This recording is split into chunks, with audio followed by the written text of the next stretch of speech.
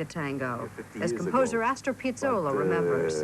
Tango was really a forbidden word. It was a dirty word in Buenos Aires around 40 or 50 years ago. When I got married for the first time, I went into the family and they knew that I played the bandoneon and that I played tango. Well, I was absolutely forbidden to come in. Tango's passionate rhythm soon became a national art form in Argentina, with the greatest of all tango singers, Carlos Gardel, as its revered hero. The golden age of tango has come and gone in Buenos Aires, and now it's mainly a tourist attraction. Ironically, while the tango is not danced much in Buenos Aires, it's all the rage in New York. People are suddenly filling tango classes and are enthusiastic about this newly discovered dance.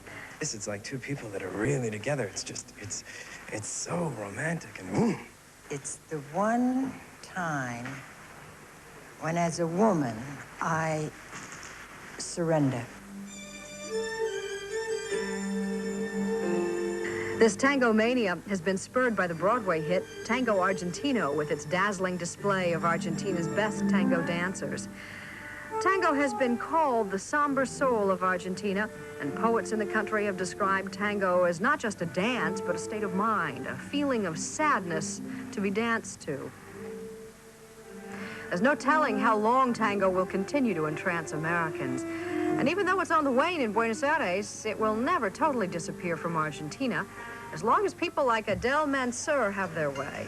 She's a hairdresser by day, but she's struck by an Argentinian Saturday night fever by evening.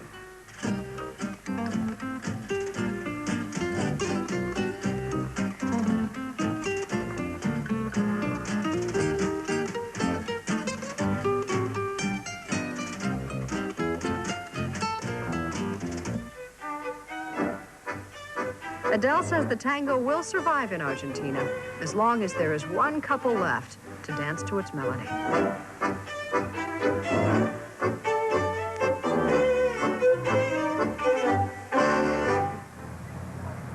And luckily for all of us, there are a number of couples here who do still like to tango. The dance now has been likened to chess, of a few movements, but limited combinations. And you know, as in all the best tango, the choreography is purely personal. Here now are three of Buenos Aires' leading tango couples dancing their way to a classic tango and the sorrow of the bandoneon.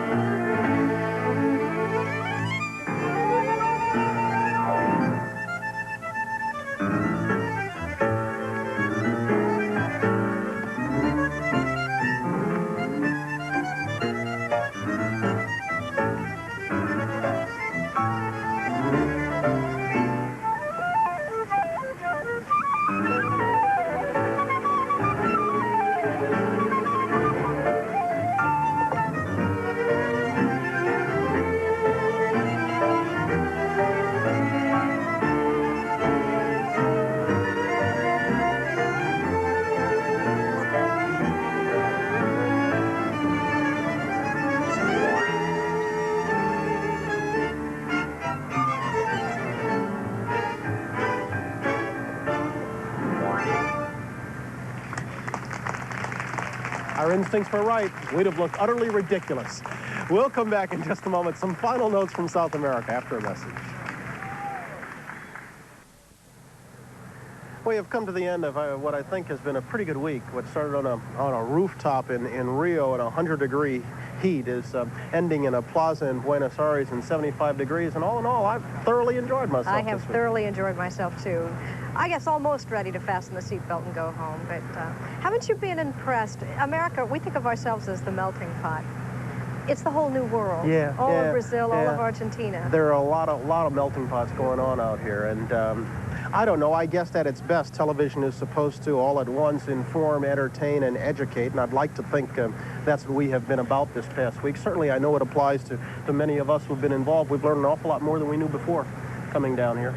And maybe that's good, too. Maybe in the process, we'll all become better neighbors. There are an awful lot of people besides the faces out front who put this thing on the air. So as we disappear from South America, we ask you to watch the names of the people who made all of this possible. This is we bid hasta luego to South America. We thank you very much for being with us. Enjoy your weekend. Today, up comes Carlo Alberto on the right. And it's four!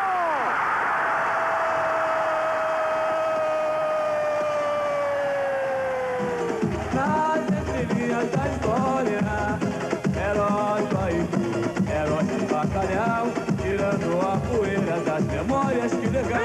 Herói Bahia, herói de bacalhau, tirando a poeira das memórias, que legal. Primeiro mais, escrevendo de mansinho, asilou seu sobrinho, inventou o pistolão.